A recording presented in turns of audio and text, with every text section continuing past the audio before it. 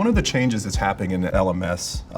sort of as a product, is it's pivoting from a rear view look to more of a forward-facing look. So in the past, LMS, like if you looked at LMS 10 years ago, it was like, how did we do yesterday that allows us to make plans for today to be better? But it's not specific things that's happening during the day, it's just an overall tenet of what we should do. We still have all that information, but we're starting to use these predictive services in order to drive what's going to happen. So based on how we've executed in the past, here's the plan for today, for the next week, for the next 3 weeks, in order to determine what are our goals, what are the plans, when are we going to be ready to pack things into a truck to make sure that we hit those service levels, and then we can watch in real time as work gets applied against that plan in order to allow us to use our resources in the right way. Because maybe we get to a point where we understand that this operation has 2 extra people, but we've got another pick module that needs 2 people.